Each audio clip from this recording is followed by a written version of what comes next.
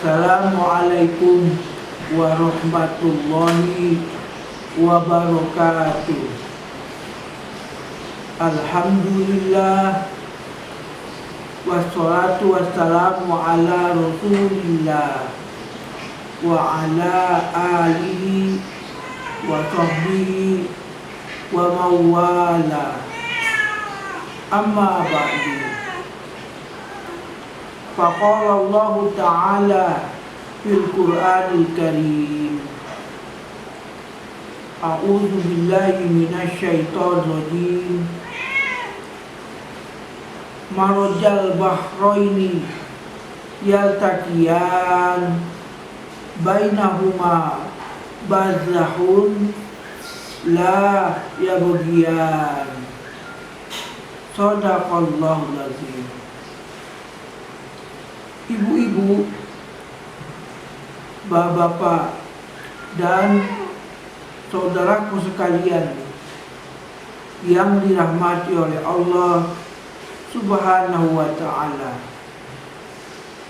segala puji hanya milik Allah. Salawat dan salam selalu tercurahkan atas utusan Allah, keluarga, sahabat, dan yang mencintainya. Topik Tadabbur Al-Quran kita kali ini ialah laut dua warna di Selat Gibraltar. Saudaraku sekalian yang dirahmati oleh Allah Subhanahu wa ta'ala, Al-Quran Karim Tarjamah Tafsiriyah yang ditulis oleh Al-Ustaz Dr. Andas Muhammad Tholib sebagai berikut. Marajal bahraini yaltaqiyan. Tuhan yang menciptakan muara sungai yang memisahkan air laut, air sungai. Bainahuma barzahun la yabghiyan. Di muara sungai itu seolah-olah ada sekat yang menjaga agar air sungai tidak merusak air laut dan air tawar.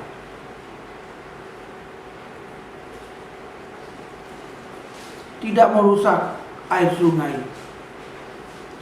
Quran surah 55 ayat 99 sampai 200. Tafsir Al-Mukhtasar oleh Syekh Dr. Shaleh bin Abdullah bin Humaid sebagai berikut. Quran surah Al-Rahman ayat 20. Bainahuma barzahun. Antara keduanya ada batas, yakni pembatas yang membatasi keduanya. La yabghiyan, yang tidak dilampaui masing-masing, yakni masing-masing tidak dapat bercampur dengan yang lain. Ibnu Juraid mengatakan yang dimaksud adalah laut air asin dan aliran sungai air tawar. Dalam tafsir Ibnu Katsir, adapun firman Allah Subhanahu wa ta'ala, marajal bahraini yaltaqiyan, dia membiarkan dua lautan mengalir yang kemudian keduanya bertemu. Surah Ar-Rahman ayat 19. Ibnu Abbas radhiyallahu anhu mengatakan bahwa makna wal taqiyan ialah membiarkan keduanya mengalir. Menurut Ibnu Zaid, Allah Subhanahu wa Ta'ala telah mencegah keduanya membaur dengan menjadikan pemisah yang menghalangi kedua air atau asin dan tawar membaur menjadi satu. Dan yang dimaksud dengan dua lautan ialah air asin dan air tawar. Jika memang demikian, sudah barang tentu pengertian ini tidak didukung oleh teks ayat yang menyebutkan bainahuma barzahun ya bagian. Antara keduanya ada batas yang tidak dilampaui oleh masing-masing. Surah Ar-Rahman ayat 20. Yakni Allah telah memberikan di antara keduanya dinding pembatas yang menghalangi keduanya dapat membaur, agar yang ini tidak mencemari yang itu, dan sebaliknya yang itu tidak mencemari yang ini, sehingga dapat melenyapkan spesifikasi masing-masing yang diciptakan oleh Allah Subhanahu wa Ta'ala justru untuk tujuan tersebut. Dan jika dikatakan seperti itu, berarti tidak ada lagi dinding penghalang yang mencegah air langit dan air bumi untuk terpisah. Saudaraku sekalian yang dirahmati oleh Allah Subhanahu wa Ta'ala, air laut dan air tawar tidak dapat bercampur. Fenomena ini bisa disaksikan di Selat Gibraltar, di mana tempat dua laut yang berbeda warna tidak dapat bersatu. Seorang ahli oceanographer dan ahli selam terbuka Prancis, Jacques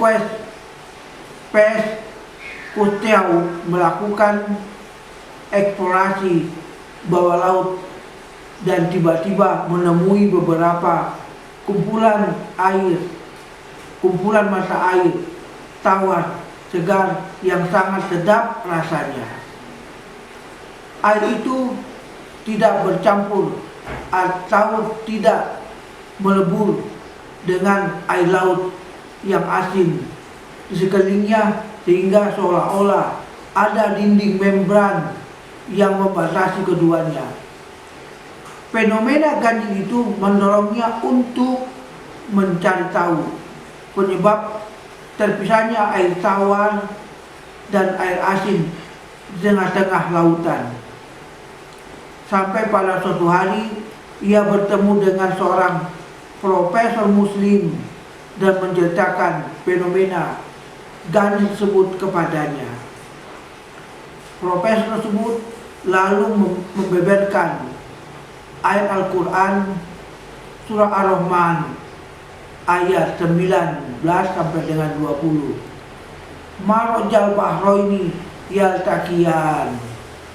Tuhan yang menciptakan muara sungai yang memisahkan air laut dan air tawar. Bainahuma barzahun la yabghiyan. Di muara sungai itu seolah-olah ada sekat yang menjaga agar air sungai tidak merusak air laut dan air laut tidak merusak air sungai.